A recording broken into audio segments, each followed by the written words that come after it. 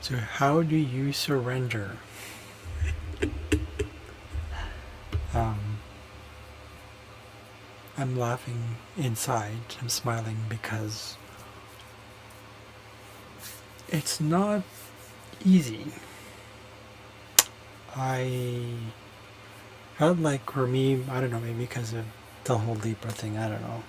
But having Sun Pluto conjunction, this is astrologically speaking, with the whole trauma thing and powerlessness, that's part of the process.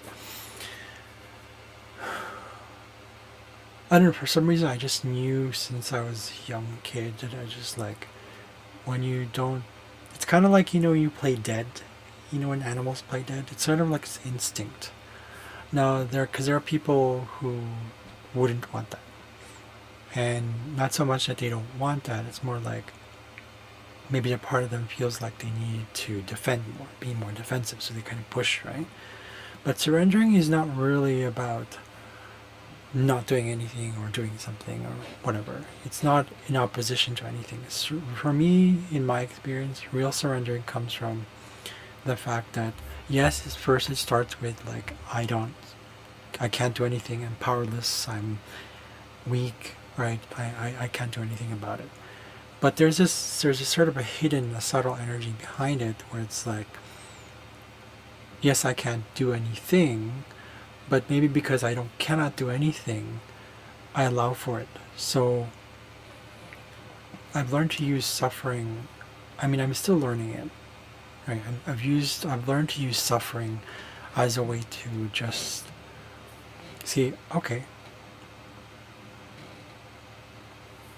it is what it is. I mean, we've heard this before, but sometimes we think of it as like really, that's the thing. We just think about it. We think it is what it is, and that's what it is. But really, what it is the emotions say otherwise. If the emotions agree with what we say, then the surrendering becomes more something that we start to understand. It's like, oh, surrendering is not so much about passivity. It is kind of tied to it. But for me, in my experience, it's something to do with allowing the emotions to pass through. And we've seen it for some people, or many people are starting to see. There are people who talk about this now. Other teachers, other gurus, whatever. And they talk about how you let the emotions kind of just like pass, like a river. It's like, imagine yourself watching a river, right? You're just observing it. Think of those emotions as just like that.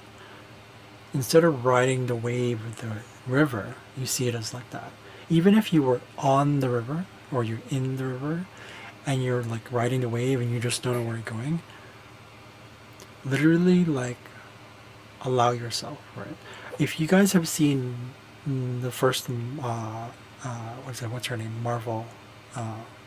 Captain Marvel, the first movie, you notice that there was that scene where she fell off and she couldn't control it and she was kind of feeling nervous inside. But then there was this part where she just went, and she went like this. She closed her eyes and goes, and it just took over. It's kind of like that, but not really. It's kind of the whole, how do I explain this? When you surrender, I mean, let's look at it more from the mind perspective. Let's say we looked at it from surrender, as in the meaning of it, the etymology of the word surrender. Apparently it comes from the word se rendre, or it's Old French, I don't know how to pronounce Old French stuff, but it means to give up, deliver, over. Right, so sur, over, right, render, to give back.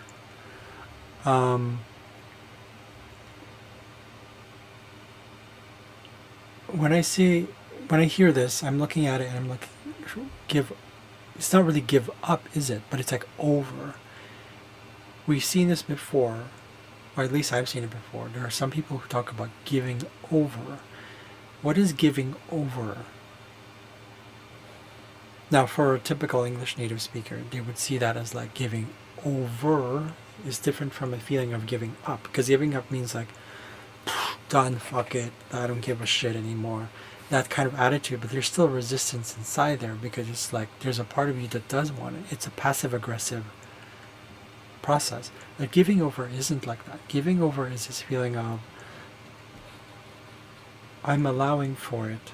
I, myself alone, cannot do this. So therefore I must trust in something else that's beyond me, something that I know is inside, but I'm not aware of it. So a lot of surrender is really about trust. So when I say surrender, I mean trust, right?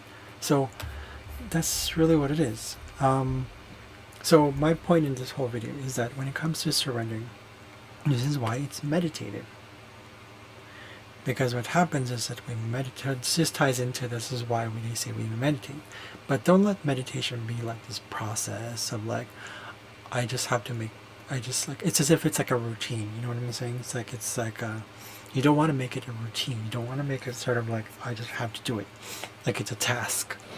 You know, make it about coming from your inside, from your heart. And it's like, why am I doing this in the first place? And meditation doesn't have to happen with, like, you know, a set time. Like, at 11 a.m. in the morning or at 5 a.m. in the morning, I'm going to meditate. And that's my time slot. And I'm good for the day. I've done meditation and I'm good for the day.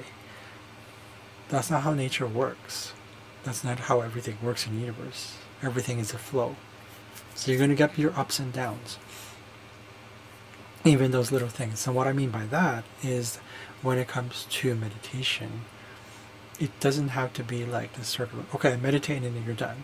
I know how to meditate. It's like, oh, I know. It's like, but the thing is, it's right here. It's just the name and the label we give it, but we're not really feeling it.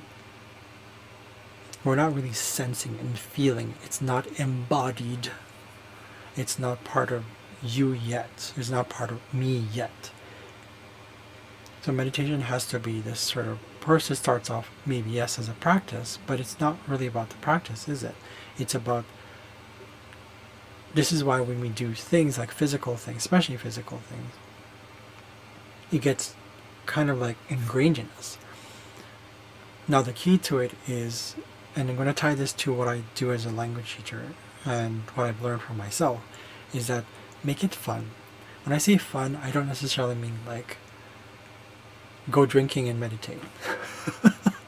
I mean, allow it to be this like, how do I explain this one? Allow it to be the process of,